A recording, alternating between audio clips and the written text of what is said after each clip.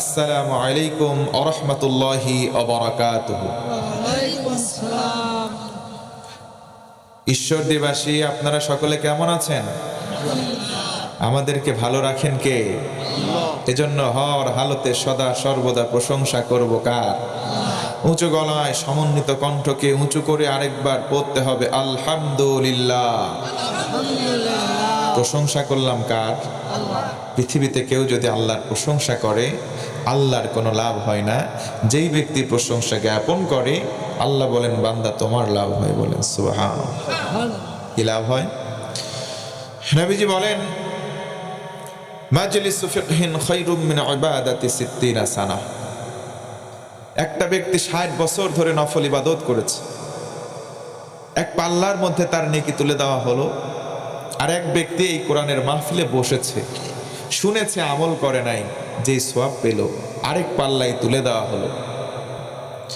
নবীজি আমার বলেন এই কোরআনের মাহফিলে বসনেওয়ালা এক সেকেন্ড যেই সময় কাটালো, ওই সেকেন্ডের নেকিটা ৬০ বছরের নেকির চাইতে অনেক অনেক অনেক গুণে ভারী হয়ে যায়।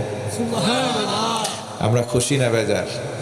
আল্লাহ বলেন লা ইন শাকারতুম লা আযীদান্নাকুম। নিয়ামতের পরিবেশে বসে একবার শুকরিয়া করো, আমি আল্লাহ ওয়াদা করলাম তোমার জন্য ওই নিয়ামতের পরিমাণ আমি আরো বাড়িয়ে দেব। আল্লাহর ওয়াদা মিথ্যা হতে পারে? ওয়াদাল্লাহি হাক্কুন, আল্লাহর ওয়াদা সত্য ওয়াদা। ইন্নাল্লাহা লা ইখলিফুল মিআদ। আল্লাহ বলেন আমি একবার কোনো বিষয়ে ওয়াদা করলে এই ওয়াদা কোশ্চিনকালেও আর বরখেলাফ করি না। সম্মানিত বন্ধুগণ আমার, অল্প একটু সময় আমি চেয়ে নিতে চাই। 1টা ঘন্টা সময় দিয়ে কি সহায়তা করা যাবে? দেওয়া যাবে? তারপরেও যদি বিরক্ত চলে আসে আমাকে ইশারা করবেন। শীতের রাত, বেশিক্ষণ আমরা দেরি করব না। ইশারা করবেন যখন আমি আলোচনার ইতি টেনে দেব, তখন দোয়া করব, বিদায় নেব একসাথে। আপনারাও বাঁচলেন, আমরাও বাঁচবো। কথা বলেন ঠিক কিনা? এ পর্যায়ে জানতে চাচ্ছে আমার ভাষাগত তারতম্য থাকতে পারে। আমি যদিও পাবনার সন্তান, দীর্ঘ এক যুগ পাবনার বাহিরে থাকার সুবাদে আমার ভাষার একটু ডিফারেন্সি বা তারতম্য আসতেই পারে। তো একান্তই কি আমার কথা বুঝতে অসুবিধা হয়? বোঝা যায়? পড়েন তো আলহামদুলিল্লাহ।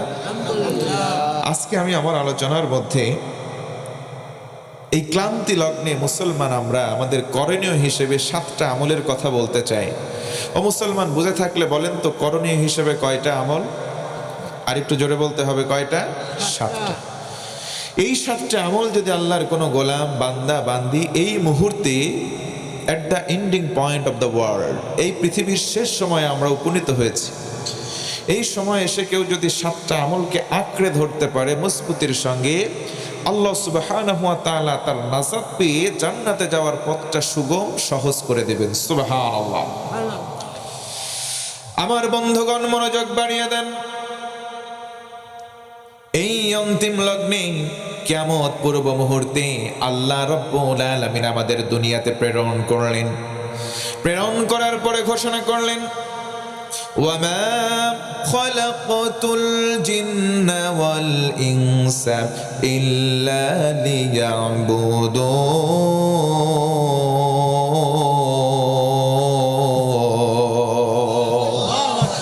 আল্লাহ রাব্বুল আলামিন বলেন, ও দুনিয়ার মানুষ, আমি তোমাদেরকে কেন পাঠালাম কারণটা জানো নাকি? আমরা যদি বলি না আল্লাহ, কারণ তুমি আমাদেরকে নিজের মুখে শুনিয়ে দাও। আল্লাহ রাব্বুল আলামিন বলেন, এই জন্য পাঠালাম তোমরা মানুষ জাতি আর জিন জাতি কেবলমাত্র আমি আল্লাহর ইবাদত করার জন্য পাঠালাম। আমরা আল্লাহর ইবাদত করব। এই ইবাদতের মধ্যে স্পেশাল 7টা ইবাদত আছে। 7টা ইবাদত যদি আঁকড়ে ধরতে পারি, আল্লাহ রব্বুল আলামিন কিয়ামতের আগ মুহূর্তে আমাদের ঈমানটাকে তাজা করে রাখবেন। জোরে কোন সুবহানাল্লাহ। আজকে আমাদের ভিতরে ঈমান নামক সম্পদটা নাই। ঈমান নামে শুধু মুমিন, নামে শুধু মুসলমান। কাজের বেলায় আমাদের কলিজার মধ্যে ঈমানের ঘাটতি আছে। কাজের বেলায় আমাদের নামের শুরুতে মুহাম্মদ, নামের শেষে ইসলাম। কাজের বেলায় আমাদের মুসলমানিত্ব নাই। ও মুসলমান, একটু আওয়াজ করে বলেন তো মুসলমান আজকে সমাজে আছে নাকি? নামের বেলায় শুধু মুসলমান, কাজের বেলায় মুসলমান নাই, কারণ নবীজি বলেন কিয়ামতের আগ মুহূর্তে মুসলমানেরা মার খাবে প্রধানত দুই কারণে। আজকে গোটা বিশ্বময় আপনি লক্ষ্য করে দেখেন, এই মুসলমানেরা মার খায়, মুসলমানেরা পদবঞ্চিত হয়, মুসলমানেরা লাঞ্ছিত হয়। কথা বলেন ঠিক কিনা? কেন হয়? আল্লাহ রাসূল বলেন উম্মত, কারণ হিসেবে দুইটা কারণ উল্লেখ করলেন। এক নম্বর কারণ হলো হুব্বুদ দুনিয়া।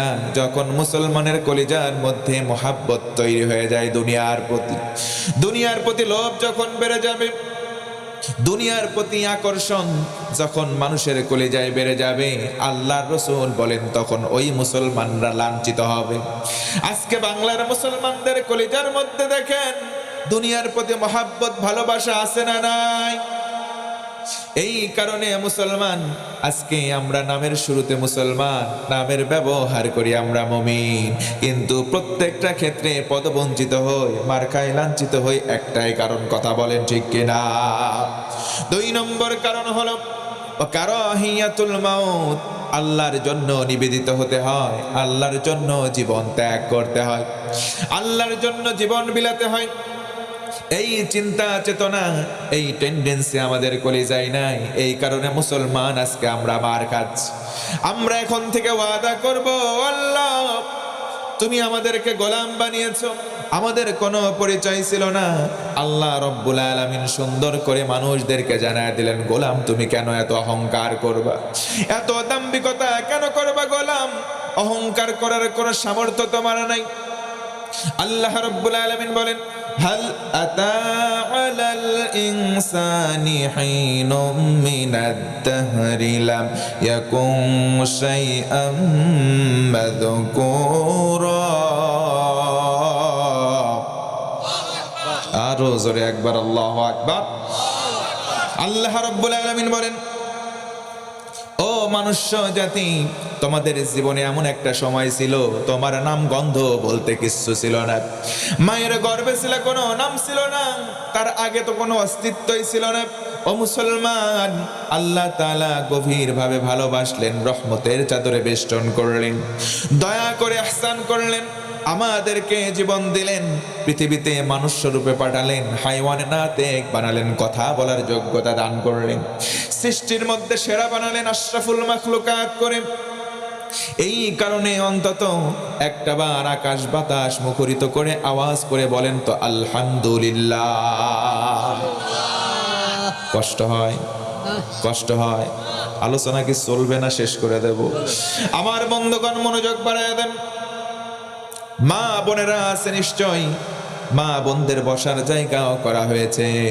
মা বোনদের জন্য স্পেশাল এমন 5টা আমলের কথা আমি বলতে চাই, যেই 5টা আমল করলে আল্লাহর রাসূল বলেন জান্নাত ওই বান্দা বান্দীদেরকে ডাকতে থাকবে। সুবহানাল্লাহ। তার আগে আসুন আমরা জেনে নেই কোন 7টা আমল করব শেষ সময়। 1 নম্বর হলো, ও মুসলমান বন্ধুগণ, প্রথম নম্বর আমল হলো আল্লাহর ভয়, যাকে বলা হয় তাকওয়া। এই তাকওয়া আজকে জমিন থেকে বিদায় নিতে চলেছে। আমাদের কলিজা আছে, আমাদের মনন আছে, কিন্তু আমাদের কলিজার মধ্যে আল্লাহর ভয় কমে গেছে। কথা বলেন ঠিক কিনা? আল্লাহ রাব্বুল আলামিন বলেন, ওয়া'লামু আন্নাল্লাহা মা'আল মুত্তাকিন।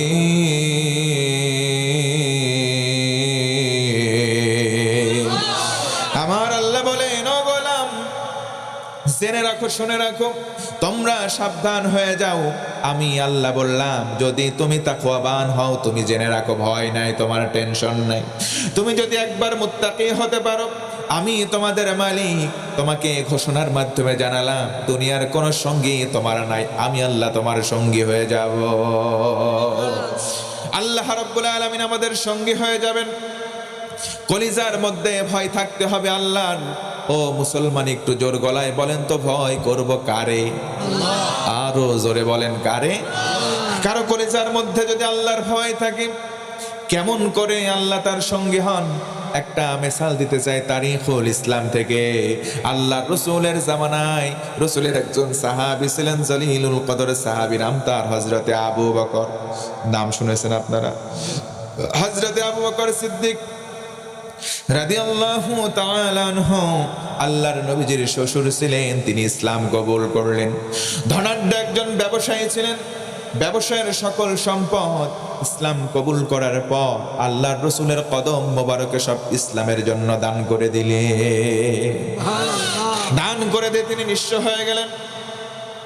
এই পর্যায়ে দিন আনে দিন খাই, আর সকালবেলা বের হয়, সন্ধ্যাবেলা বাড়িতে আসে, যা কিছু রোজগার করে সেটা দিয়ে সুন্দরভাবে সংসার পরিচালনা করে। আল্লাহ রাসূল এই জন্য বললেন, ও উম্মত, আল কাসিব হাবিবুল্লাহ, যারা দিন এনে দিন খাই তারা হলো আল্লাহ পাকের সরাসরি দোস্ত এবং বন্ধু। সুবহানাল্লাহ। নাই আল্লাহর বন্ধু হতে গেলে রাজকীয় কারবার থাকা নাই, তার যদি বাড়িও না থাকে, গাড়িও না থাকে, ব্যাংক ব্যালেন্স, টাকা পয়সা কিচ্ছু নাই, কিন্তু দিন এনে দিন খাই, কায়িক পরিশ্রম করে, খেয়ে যদি গায়ে খেটে খাই, আল্লাহর রাসূল বলেন, শোনো, তোমার সম্মান দুনিয়াতে না থাকলেও আল্লাহ রব্বুল আলামিন সরাসরি তোমার বন্ধু হয়ে যায়। জোরে কোন আল্লাহু আকবার। আজকে সমাজে একটা মানুষ দিন এনে দিন খেতেই পারে, দিন 500 টাকা ইনকাম করে, অনেক মানুষ দেখতেই পারে না, বেটা শ্রমিক, ইগনোর করে। কিন্তু আল্লাহ রাসূল বলেন, তারে ইগনোর করলা কেন রে? আল কাসিব হাবিবুল্লাহ, ও যেন তেন লোক নয়, ও দিন এনে দিন খায়, মাথার ঘাম পায়ে ফেলে। দুনিয়ার কোনো বন্ধু যদি ওর নাও জোটে, ওর বন্ধু সরাসরি কে? আরো জোরে বলেন না কে? আল্লাহর নাম নিতে কি ভয় হয়? জোরে বলেন হয়? আল্লাহর নাম নিতে ভয় নাই। আমরা সবাই গোলাম, আমাদের মালিকের নাম কি? যে জমিনের উপরে বসে আছেন, জমিনটার মালিকের নাম কি? আসমানের মালিক কে? জমিনের? আমাদের মালিক কে? আরে আল্লাহর আসমানের নিচে, আল্লাহর জমিনের উপরে, আমরাও আল্লাহর বান্দা। নাম তো অন্য কারণে অর্থ নাই, কথা বলেন ঠিক কি না?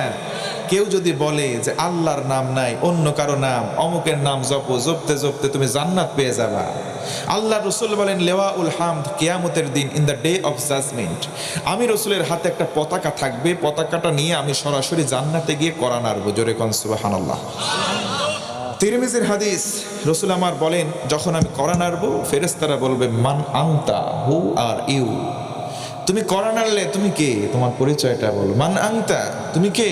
নবীজি বলবেন, আনা মুহাম্মদ সাল্লাল্লাহু, আমি হলাম শেষ নবী, আমি হলাম মুহাম্মদুর রাসূলুল্লাহ। ফেরেশতারা হাস্যোজ্জ্বল মুখে বলবেন, আপনার জন্যই তো আমরা অপেক্ষায় আছি। জোরে বলুন সুবহানাল্লাহ। দরজা খুলে দেওয়া হবে, রাসূল আমার লিওয়াউল হামদ, হামদের পতাকা নিয়ে একদল উম্মতকে সাথে নিয়ে সরাসরি জান্নাতে চলে যাবেন। হামদের পতাকায় রাসূল আমার বলেন, আমার পেছনে থাকবে তারা, আল্লাযীনা ইয়াহমাদুনাল্লাহা ফিস সাররাই ওয়াদ দাররা, যারা জমিনে সুখে দুঃখে সব সময় প্রশংসা করেছে কার? আরো জোরে বলেন কার? প্রশংসা গাথা বাক্যটা হচ্ছে আলহামদুলিল্লাহ। বলেন তো কি? তার মানে আল্লাহর নাম নিলে জান্নাতের দরজা খোলা হয়। কথা বলেন ঠিক কিনা? কোন ব্যক্তি যদি বলে অমুকের নাম ধরে ডাকলে, অমুকের নাম জপলে জান্নাতে যাওয়া যায়, আল্লাহর রাসূলের সরাসরি বিরুদ্ধাচরণ করেছে। কথা বলেন ঠিক কিনা? এই পৃথিবীতে আল্লাহর নাম বাদে অন্য কোন মানুষের নাম জপে সে কখনো জান্নাতে যেতে পারে না, জাহান্নাম তার জন্য বরাদ্দ হতে পারে। কথা বলেন ঠিক কিনা? এত বড় স্পর্ধা তোমার, এত বড় স্পর্ধা। তার মধ্যে ঈমান নামক সম্পদ বিদায় নিয়েছে, তার নতুন করে তওবা করে মুসলমান হওয়া লাগবে। কথা বলেন ঠিক কিনা? দুঃখ পরিতাপের বিষয়, আজকে নামের শুরুতে মুহাম্মদ, শেষে ইসলাম। আর ওই যে ছোটবেলা বাপ জোর করে ধরে কাটে দিয়েছে, আমরা ভাবছি না আমরা তো মুসলমান হয়েই গেছি। না, মুসলমান এত সহজ নয়। আল্লাহ তাআলা বলেন, ওয়ালামু আন্নাল্লাহা মাআল মুত্তাকিন, আমি আল্লাহ মুত্তাকির সাথে আছি। মুত্তাকির সাথে দুনিয়ার কেউ নাই, তার কোনো ভয় নাই। আমি আল্লাহ যার, তার কোনো ভয় থাকার সম্ভাবনা। আল্লাহর নবীর সাহাবী হযরতে আবু বকর রাস্তা দিয়ে বের হয় কাজের সন্ধানে। সকালবেলা বের হয়, সন্ধ্যাবেলা ফেরত আসে।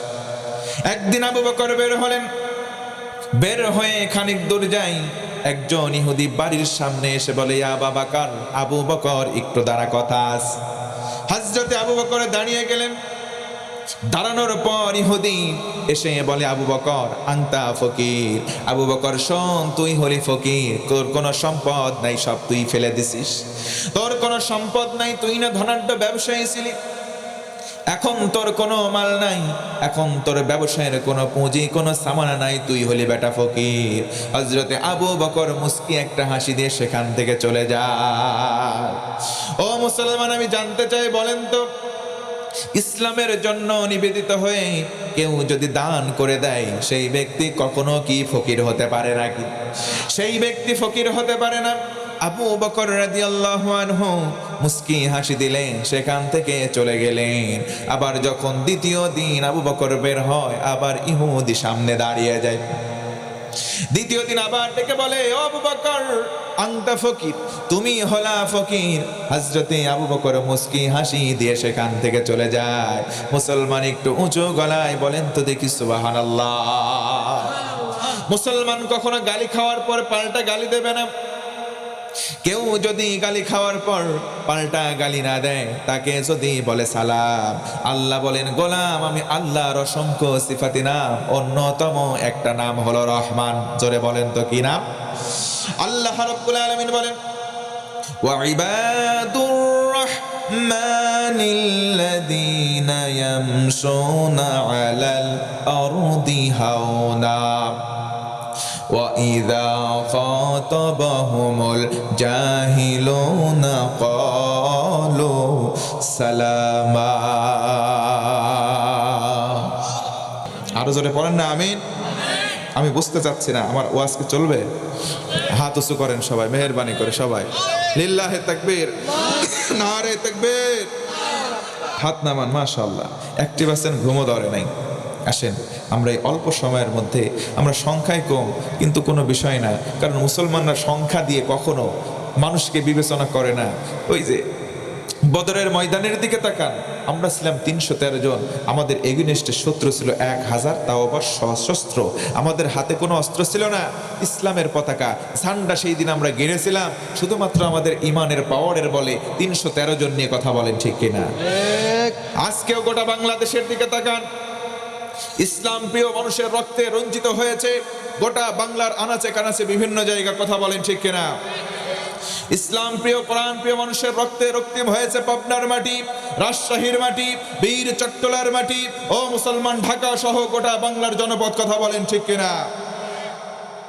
আজ যদি প্রয়োজন হয় কোরআনের জন্য, ইসলামের জন্য, ইসলামী আন্দোলনের জন্য আরেকটা বার বুকের তাজা রক্ত ঢেলে দিতে হবে। কারা কারা রাজি আছেন? দুটো হাত তুলে একবার আল্লাহকে তাকবীর দিয়ে দেখান। মাশাআল্লাহ। আমাদের সংখ্যা কম, আমাদের ইমানে ঘর্ষণ দিলেই কিন্তু বারুদের মতো জ্বলে, কথা বলেন ঠিক কিনা? এই দেশ স্বাধীন করতে আমাদের বেশি লাগে না, এক আবু সাইদি যথেষ্ট ছিল, কথা বলেন ঠিক কিনা? বুকের তাজা রক্ত পড়ছে জমিনে, যখন সবার অন্তরের ভিতরে আগুন লাগছে, তখন যেই আগুনের বারুদ রংপুর থেকে শুরু হলো, বাংলার জমিনে এমন ভাবে দাবিত হলো, মামুবাড়ি দিল্লি গিয়ে পড়া লাগছে, কথা বলেন ঠিক কিনা? আজও আমরা সংখ্যায় কম হলেও ইমানের মধ্যে কিন্তু পাওয়ার এখনো কমে যায় নাই। আওয়াজ দেন, কথা ঠিক কিনা? হযরতে আবু বকর হাসি দিয়ে চলে গেলেন। আবার তৃতীয় দিন, মনে আছে আপনাদের? ইহুদি আবার তৃতীয় দিন বাড়ির সামনে দাঁড়ানো। আবু বকর শোন, তোরে কালকে বলছি ফকির, আগের দিন বলছি ফকির, আজকে দাঁড়া, আজকেও বললাম তুই বেটা ফকির। আবু বকর মুস্কি হাসি দেয়, জোরে কোন সুবহানাল্লাহ। আবু বকর চলে যায়। ইহুদি আবার বলে, আবু বকর দাঁড়াও, আনতা ফকির, তুমি হলা ফকির, ওয়া আবুকা ফকির, তোর বাবাও ফকির, ওয়া জাদ্দুকা ফকির, তোর বাবার মতো তোর দাদা, তোর 14 বংশ ফকির। আবু বকর 3 বার মুস্কি হাসি দিয়ে সেখান থেকে চলে যায়, জোরে বলুন সুবহানাল্লাহ। হযরতে আবু বকর চলে গেলেন, পেছন দিক থেকে ইহুদি দৌড়াতে দৌড়াতে এসে বলে, আবু বকর শোন, তুই যেমন ফকির, তোর বাবা তেমন ফকির, তোর দাদাও তেমন ফকির, আর তোদের এই ফকিরের মতো তুই যেই আল্লাহর ইবাদত করিস সেই আল্লাহও ফকির। জোরে বলুন নাউজুবিল্লাহ। আমার বন্ধুগণ মনোযোগ বাড়িয়ে দেন।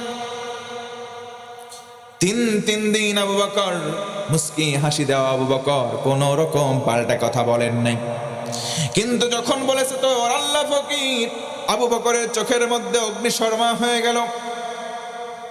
ইহুদের মুখের দিকে তাকালেন, বাম হাত উঁচু করলেন, কলারটাকে চেপে ধরলেন, ডান হাত উঁচু করে একটা চর মেরেছে জায়গায়। ইহুদি অজ্ঞান, জায়গার মধ্যে ইহুদি অজ্ঞান হয়ে গেলেন।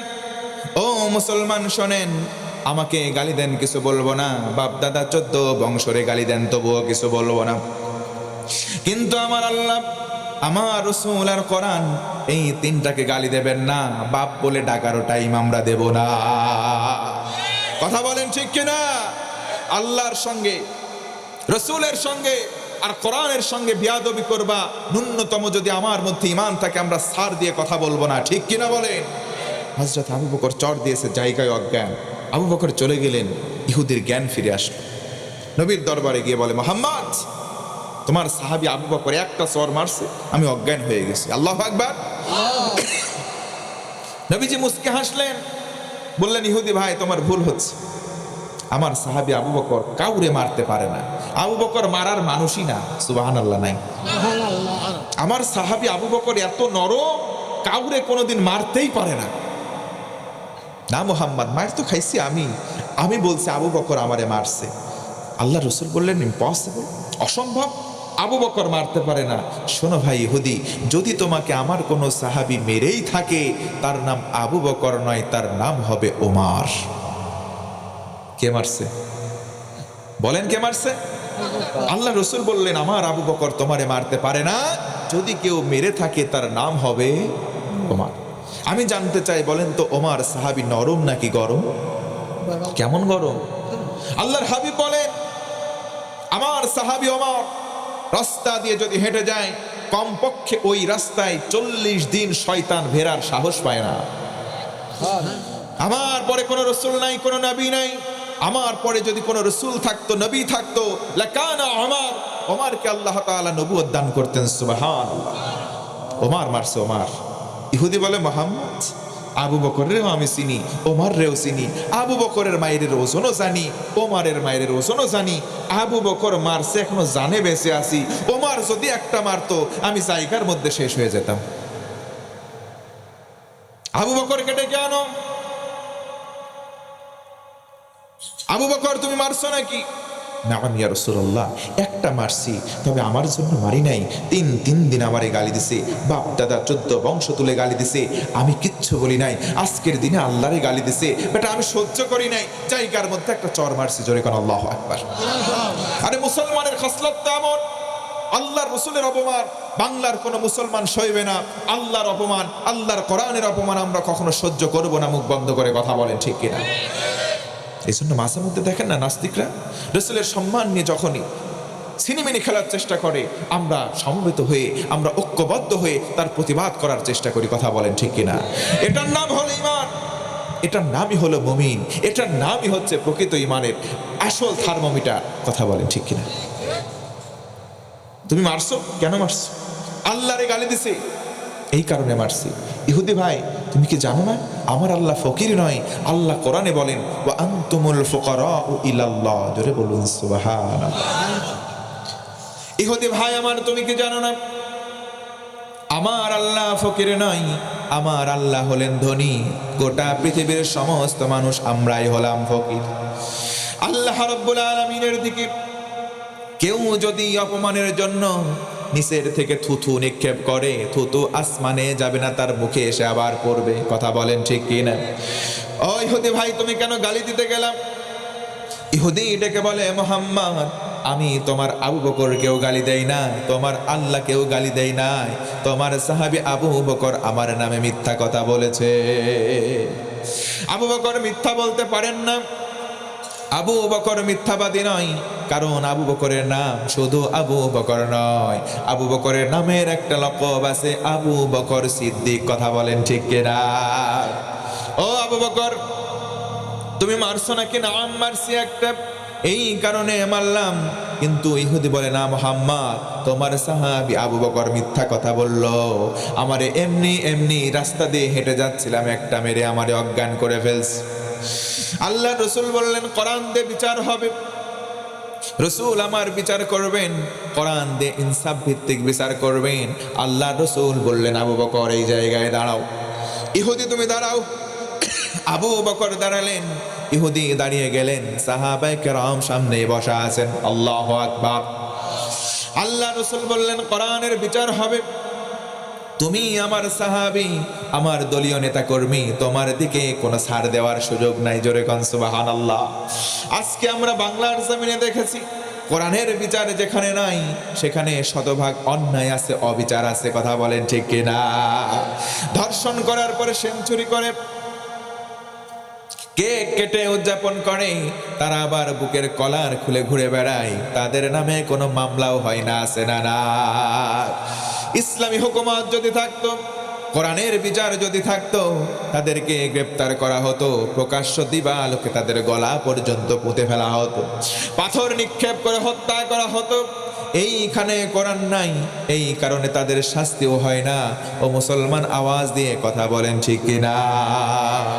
কষ্ট হয়, কষ্ট হয়। আল্লাহ রাসূল বললেন, দাঁড়াও, তুমি যে আমার সাহাবী, এই জন্য তোমাকে ছাড় দেওয়ার কোনো সুযোগ আমার কাছে নাই। আল্লাহু আকবার। রাসূল বলেন, মান ক্বালা বিহি সাদাকা, কোরআন দিয়ে যারা কথা বলবে তারা সত্যবাদী। ওয়া মান হাকামা বিহি আদালা, কোরআন দিয়ে যারা বিচার করবে তারা ন্যায় বিচার কায়েম করলো। জোরে কোন সুবহানাল্লাহ। নবীজি বললেন, দাঁড়াও, কোরআনের বিচার হলো, আবু বকর তুমি স্বীকার করেছো, বাদী বিবাদীর কাজ হবে। তুমি যেহেতু স্বীকার করেছো, মেরেছ, তোমার নামে কমপ্লেনকারী অস্বীকার করেছে, সে বলেছে তুমি মিথ্যাবাদী। অতএব কোরআনের বিচার হলো, তোমার পক্ষে একজন সাক্ষী, একটা পুরুষ অথবা দুইটা নারী তুমি এনে দেখাও। তোমার পক্ষে যদি সাক্ষী প্রমাণ হয়ে যায় তাহলে তুমি খালাস পাবে। যদি না আনতে পারো, একটা চর মেরেছো, কিসাসের বিধান অনুযায়ী একটা চর তোমাকে খাওয়া লাগবে। আল্লাহু আকবার। হযরত আবু বকর বললেন, ওগো নবীজি, আমার কাছে ওই সময় কোনো কেউ ছিল না, আমি আর ইহুদি ছাড়া কেউ ছিল না। অতএব কোনো সাক্ষী আমি আবু বকর হাজির করতে পারবো না। আমি আবু বকর কোনো সাক্ষী হাজির করতে পারবো? আল্লাহর নবীজি বললেন, আবু বকর শুনে নাও, তুমি যদি সাক্ষী আনতে ব্যর্থ হও তাহলে সোজা হয়ে দাঁড়াও, একটা চর খাওয়া লাগবে। আল্লাহ রাসূল রায় দিয়ে দিলেন, ইহুদি একটা চর মারবেন। আবু বকর দাঁড়িয়ে আছেন, সোজা হয়ে দাঁড়াতে বললেন। আবু বকর চক্ষু বন্ধ করলেন, চোখ দিয়ে দর দর করে পানি প্রবাহিত হয়। আল্লাহরে ডেকে বললেন, ও আল্লাহ, তোমারে মহব্বত করি, তোমারে ভালোবাসি, তোমারে ফকির বলে গালি দিল, আমি আবু বকর সহ্য করতে পারি না, কলিজার মধ্যে ব্যথা লেগেছে, এই কারণে একটা চর মারলাম। দুনিয়ার জীবনে সাময়িক অপমানিত হতে চলেছি, তোমার কাছে আল্লাহ বিচার দিলাম, সঠিক বিচারটা তুমি করে দিও। আল্লাহ রাব্বুল আলামিন আর বসে নাই। ইহুদি চর মারার জন্য এক ধাপ দুই ধাপ এগিয়ে যায়, চর মারবে, হাত উঁচু করেছে, আর একটুখানি বাকি আছে। চর মারার জন্য হাত উঁচু করেছে। আমার আল্লাহ বললেন, ও জিবরাইল, তাড়াতাড়ি রসুলের কাছে যা, রসুলের কাছে গিয়ে শাস্তিটা বন্ধ করার জন্য আদেশ প্রদান করে। জোরে কোন আল্লাহু আকবার। সূরা আলে ইমরান 181 নম্বর আয়াত সঙ্গে সঙ্গে নাজিল হয়ে গেল। আল্লাহ রসুল বললেন, এই বেটা ইহুদি, তাড়াতাড়ি চুপ করে দাঁড়া, মারার কোনো অধিকার নাই। আল্লাহু আকবার। তুই বেটা মিথ্যা বলেছিস, আবু বকরকে মারার কোনো সুযোগ নাই, ওইখানে দাঁড়িয়ে যা। তুই বেটা মিথ্যাবাদী, আবু বকরের দুনিয়ায় কোনো মানুষ সাক্ষী নাই, আর সে আজিম থেকে আমার আল্লাহ আবু বকরের সাক্ষী হয়ে যা। জোরে আল্লাহু আকবার। ওয়ালামু আন্নাল্লাহা মাআল মুত্তাকিন। আল্লাহ বলেন, জেনে রাখো, কলিজায় আমি আল্লাহর ভয়কে লালন করো, দুনিয়ার কেউ নাই, আমি আল্লাহ তোমার সঙ্গী হয়ে যাব। সুবহানাল্লাহ। আল্লাহর ওয়াদা মিথ্যা নয়। আল্লাহ বলেন, গোলাম, কলিজার মধ্যে আমি আল্লাহর ভয় লালন কর, আমি আল্লাহ তোর সঙ্গী হব। আল্লাহু আকবার। 7টা আমল আমার বন্ধগণ, এই গভীর মনোযোগ বাড়ান, রাত্রি অনেক গভীর। 7টা আমলের 1 নম্বর আমল হলো তাকওয়া। তাকওয়া মানে হলো আল্লাহ পাকের ভয়। কলিজায় আল্লাহর ভয় জাগ্রত করার দরকার আছে না নাই? 2 নম্বর আমল হলো তাকওয়া। 2 নম্বর আমল হলো তাওয়াক্কুল, আল্লাহর উপরে ভরসা করা। বলেন তো দেখি, ভরসা করব কার উপরে? আল্লাহর উপরে আজকে আমাদের ভরসা নাই। ভরসা হয়ে গেছে চাকরির উপর। মানুষ আমরা মুসলমান বলে ফেলি, আমরা চাকরি করি বলে আমরা খেয়ে বেঁচে আছি। তুমি সিরা বিধায় চেয়ারম্যান, সিরা বিধায় আমি বেঁচে আছি। তুমি আমারে একটা ভ্যান কিনে দিলা, এই জন্য খেয়ে পড়ে বাসি। কথার মধ্যে শিরকের গন্ধ আছে, কথা বলেন ঠিক কিনা? আল্লাহ রাব্বুল আলামিন রিজিক দাতা। এই জন্য আমরা যারা মুমিন, আমরা সব সময় ভরসা করব একটা রবের প্রতি। মুসলমান বলেন তো সেই রবের নাম কি? আরো জোরে বলেন।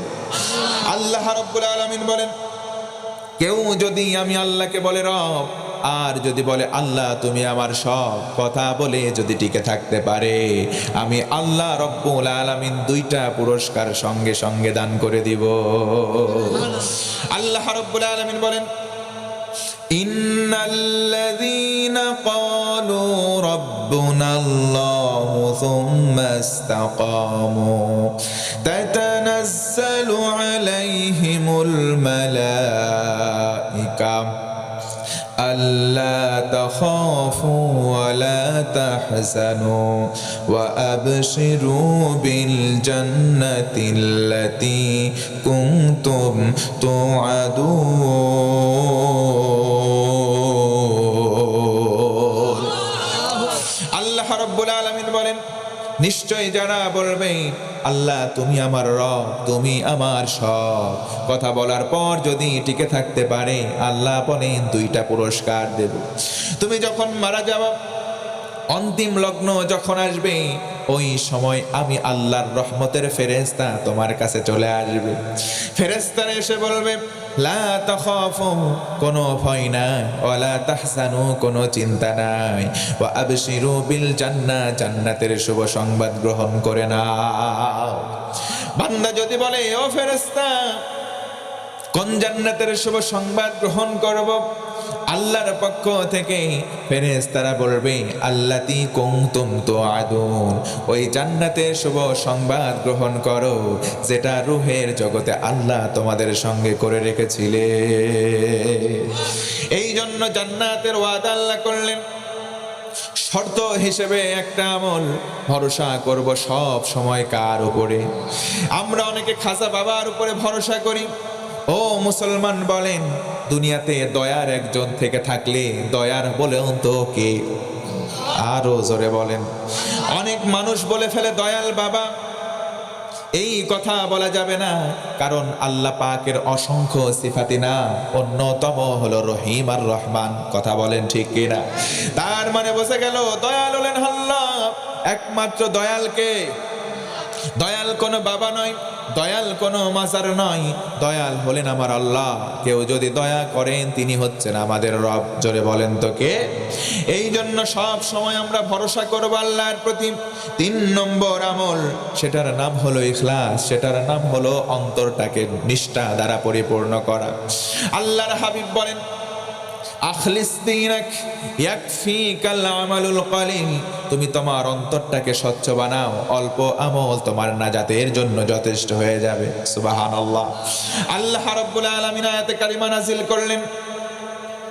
আল্লাহ রাব্বুল আলামিন বলেন, তাবারাকাল্লাযী বিয়াদিহিল মুলকু ওয়া হুয়া আলা কুল্লি শাইইন কাদির।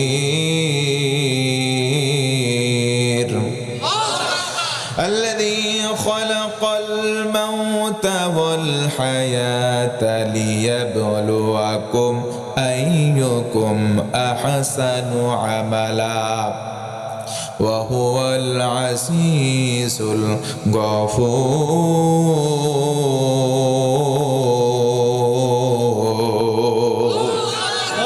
আল্লাহ রাব্বুল আলামিন বলেন, বরকতময় সেই সত্তা যার হাতে সমস্ত ক্ষমতা। আল্লাহ বলেন, আমি আল্লাহ তোমার জীবন দিলাম, আমি আল্লাহ তোমার মরণ দিলাম। কেন দিলাম জানো নাকি?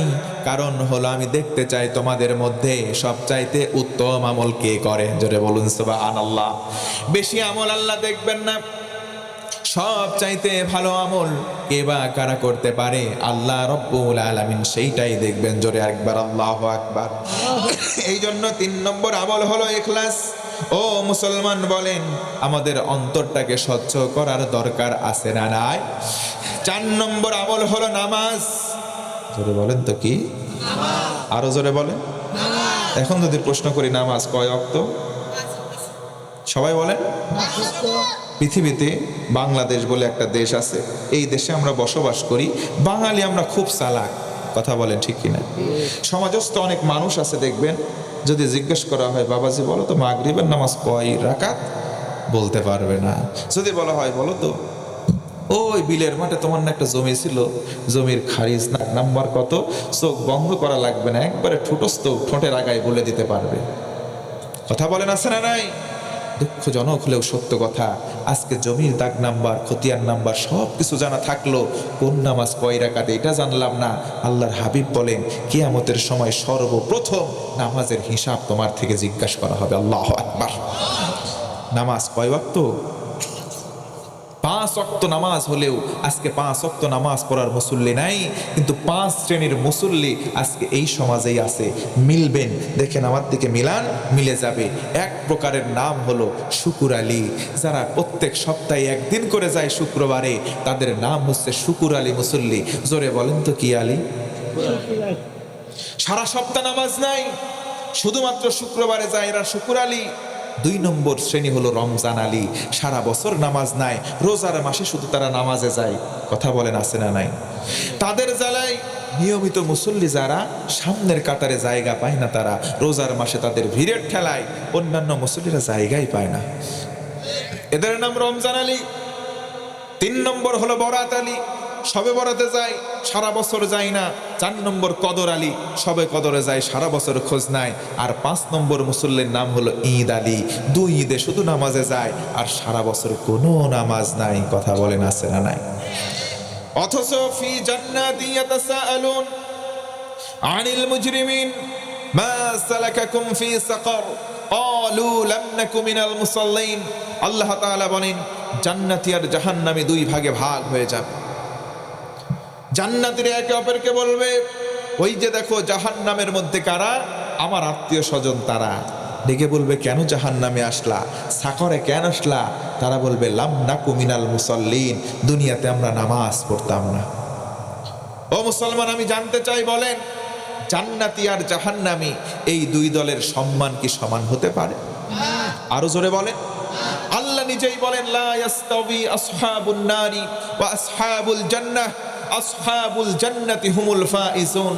জান্নাতি আর জাহান্নামী 2 দলের মান কখনো সমান হতে পারে? আসহাবুল জান্নাতি হুমুল ফাইজুন, জান্নাতি হবে যারা চূড়ান্ত সফল কাম হলো তারা। জোরে বলুন সুবহানাল্লাহ। আল্লাহ রাসূল বলেন জাহান্নামে যারা যাবে তাদেরকে যখন জিজ্ঞেস করা হবে কেন আসো নাই, প্রতি বছর না হজ করতা? জান্নাতীরা বলবে হজ তো কম করো নাই, একবার গেলা, আবার দেখতাম প্রতি বছর হজে হজে যাওয়ার চেষ্টা করতা। হজ তো বারবার ফরজ ছিল না, হজ জীবনে একবার ফরজ, কিন্তু প্রতি ওয়াক্ত নামাজ, দৈনিক 5 ওয়াক্ত ফরজ, নামাজ পড়তা না বেটা, আজকে জাহান্নামে আসছো। কথা বলেন ঠিক কিনা? আল্লাহ রাব্বুল আলামিন বলেন ইন্নাস সালাতা তানহা আনিল ফাহশাই ওয়াল মুনকার। জোরে আল্লাহু আকবার। নামাজ এমন একটা ইবাদত, এই নামাজ কেউ যদি আদায় করে, ও যুবক যুবতী বোনামা আমার দিকে মনোযোগ বাড়ান, আমাদের ভিতরে অশ্লীলতা বেহায়াপনা যত আছে নামাজ আদায় করলে সবগুলো দূর হয়ে যাবে। জোরে গণ সুবহানাল্লাহ। আজকে নামাজের মতো নামাজ নাই, অথচ নামাজ আমাদের জন্য এমন ভাবে দণ্ডায়মান হয়ে যাবে, নামাজ আমার আপনার পক্ষে কাল কিয়ামতের দিন সাক্ষী দেবে। কথা বলেন আল্লাহু আকবার। আরো জোরে একবার উঁচু গলায় বলেন আল্লাহু আকবার। এই নামাজ আমরা ছেড়ে দেব না। 7টা আমল। 5 নম্বর আমল হলো দ্বীনের দাওয়াত প্রচার করা। মুসলমান বলেন তো দেখি, দ্বীনের দাওয়াত প্রচার করার দরকার আমাদের কাছে আছে না নাই? আল্লাহ রাসূল বললেন তোমরা আমার কাছ থেকে যেটাই শোনো, বাল্লিগু আন্নি ওয়ালাউ আয়া, একটা আয়াত যদি হয় অন্যের কাছে তোমরা পৌঁছে দাও। জোরে গণ সুবহানাল্লাহ। আল্লাহ রাসূল বললেন শুধু আলেমদেরকে নয়, বরং তার উম্মতদেরকে বললেন তোমরা আমি নবীর উম্মত, তোমাদের দায়িত্ব হলো আমি রাসূলের সুন্নাহগুলো অন্যের কাছে পৌঁছিয়ে দাও। এই জন্য আমরাও বলবো এই অন্তিম লগ্নে 7টা আমলের মধ্যে 5 নম্বর আমল হলো পৌঁছে দেব দাওয়াত, ইনশা। আরো জোরে কর ইনশা। 6 নম্বর আমল হলো হালাল হারাম বেঁচে চলা। হালাল হারাম বেঁচে চলা। একবার বলেন তো দেখি মুসলমান, আজকের সমাজে হালাল হারামের ফারাক আছে? একদম গেছে। সুদ সমাজে আছে না নাই? একটু জোর গলায় বলতে হবে, আছে না নাই? সুদ সমাজে আছে। সুদ হালাল নাকি হারাম? আরো জোরে বলেন, হালাল না হারাম? আর একটা পয়েন্ট বাকি আছে, একটু সুদের সম্পর্কে একটা গল্প বলতে চাই, যদি অনুমতি পাই। সমাজে কি সুদ আছে? সুদ যেই ব্যক্তি খায় দেখবেন অনেক নামাজিও আছে। নামাজ পড়ে আসরের বের হয়েছে, গিয়ে বলবেন চাচা আমি খুব ঠেকাই পড়ছি, 5,000 টাকা দেন, কয়েকদিন পর দিয়ে দেব। চাচা বলে টাকা কি সবসময় থাকে রে বেটা? মসজিদে কি আমি টেকালে ঘুরি নাকি? টাকা নাই। যদি আস্তে করে কানের কাছে বলেন চাচা একটু বাচ্চা সহ বেশি করে দেবো না, চাচা কয় হে বেটা টাকা কি আমার কাছে আছে? তো চাষের কাছে বাড়িতে আছে। হ্যাঁ ঠিক আছে, 5,000 ল, 10,000 লিবে চাস তাও দেবো। কথা বলেন, আছে না নাই? নামাজ পড়ে বের হয়েছে, সুদের সঙ্গে টাকা লাগিয়ে দেয়। কয়েকদিন পরে জোর প্রেশার করে, তুই না বলেছিলি তোর আসল রাখ, আগে লাভের টাকা দে। কথা বলেন ঠিক কিনা? এই মানুষ হয়ে অন্য মানুষকে ঠকাতে চায়, অথচ এই মানুষগুলো বসে না, নিজের পায়ে নিজেই কুড়াল মারছে। কথা বলেন ঠিক কিনা? একটা গল্প বলি, বলে আমার আলোচনার আর একটা পয়েন্ট আছে, শেষ করে দেব। যদি বিরক্ত না হন একটু ইশারায় বলেন তো ইনশাআল্লাহ। এক এলাকায় ছিল দুইটা বন্ধু। এক বন্ধু একটু চালাক, আরেকটা একটু বোকা। চালাকটা বোকাটারে ঠকাতে চায়। দুই বন্ধু মিলে রাস্তায় বের হয়েছে, দেখে একটা লোক কাঁঠাল বেচতেছে। কাঁঠাল, এ কাঁঠালালা কাঁঠালের দাম কত রে? 50 টাকা।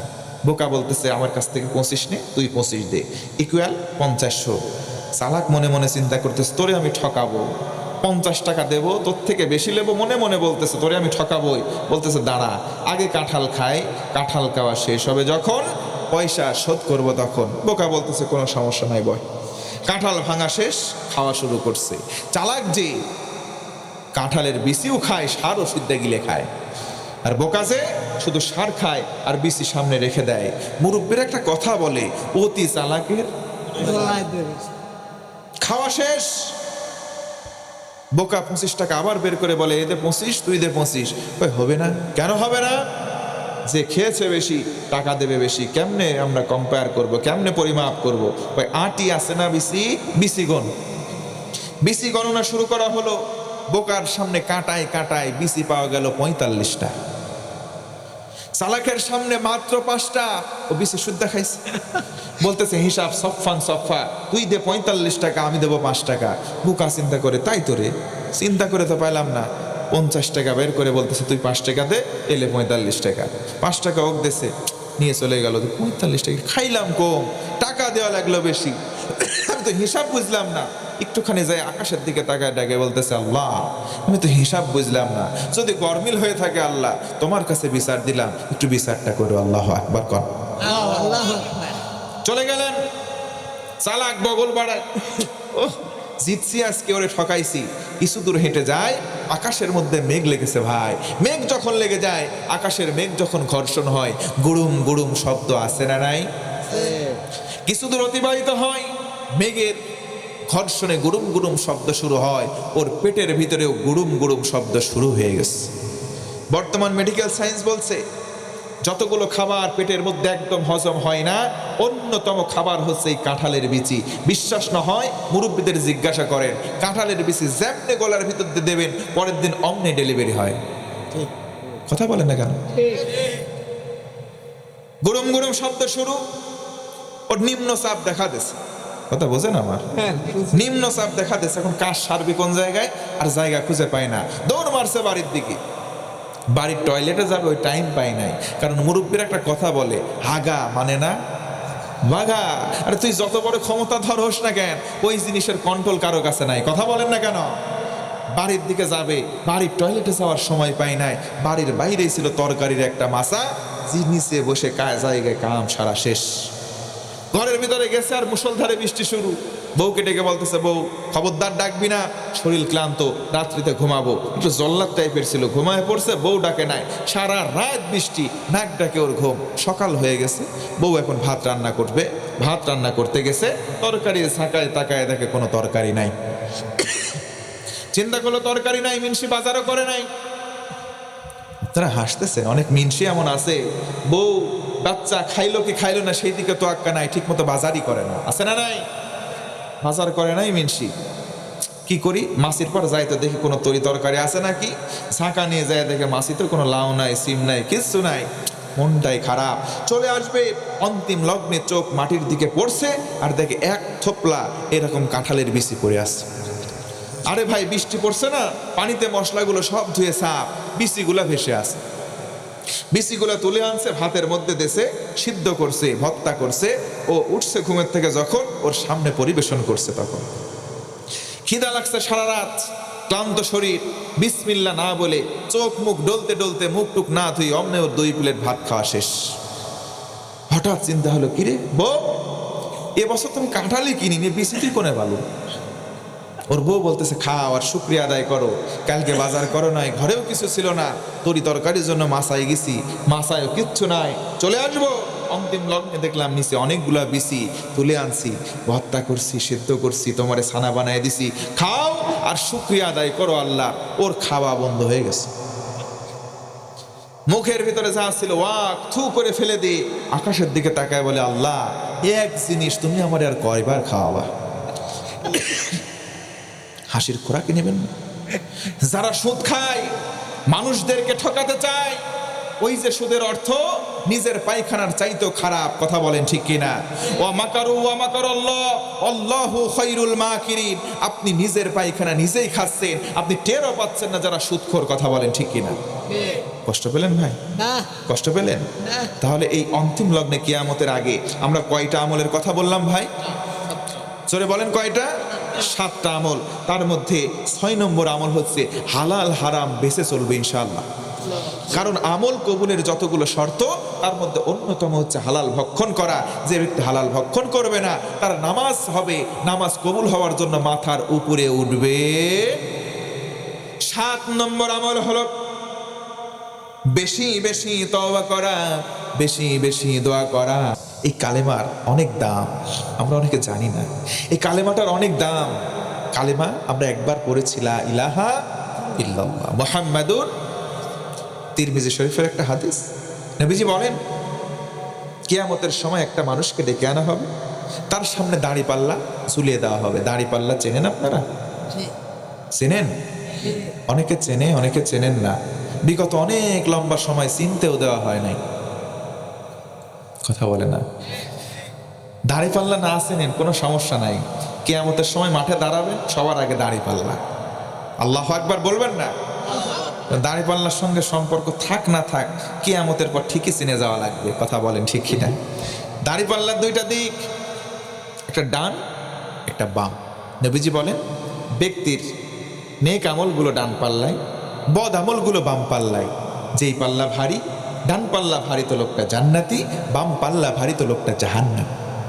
একটা লোককে ডাকা হবে, তার বাম পাল্লার মধ্যে শুধু গোনাহের খাতা, খাতা 1টা 2টা 3টা করতে করতে 99টা খাতা। আল্লাহু আকবার বলবেন না?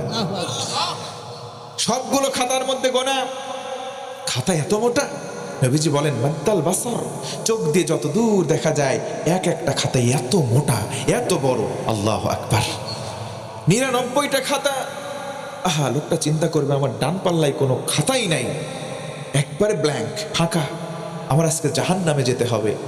নবীজি বলেন আল্লাহ সেদিন বলবেন, বান্দা, কোন বান্দা বান্দির প্রতি আমি আল্লাহ বিন্দু পরিমাণ জুলম করব না। জোরে বলুন সুবহানাল্লাহ। আল্লাহ ঘোষণা করবেন, ছোট্ট কাগজের টুকরাটা নাও, ওই ব্যক্তির ডান পাল্লায় তুলে দাও। ছোট্ট একটা কাগজের টুকরা ডান পাল্লায় তুলে দেওয়া হলো। ছোট্ট কাগজের টুকরা যখনই ডান পাল্লায় তুলে দেওয়া হলো, সঙ্গে সঙ্গে নেকি হিসেবে ওই লোকটার পাল্লাটা ভারী হয়ে গেল। ফেরেশতা এসে বলল, ও আল্লাহর গোলাম, তুমি জান্নাতে চলে যাও। লোকটা চিন্তা করবে, আরে কি এমন লেখা আছে দেখি তো, কি এমন লেখা আছে দেখি তো।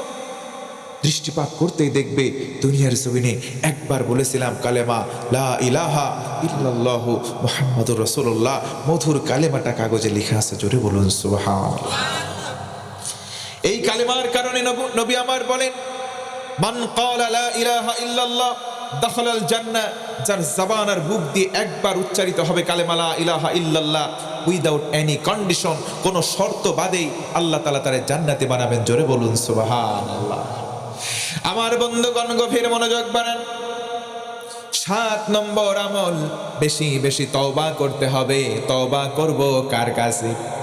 আল্লাহ রাব্বুল আলামিন বলেন, মান তাবা ওয়া আমানা ওয়া আমিলা আমালান সালিহান ফাউলাইকা ইউবাদদিলুল্লাহু সাইয়্যাতিহিম হাসানাত।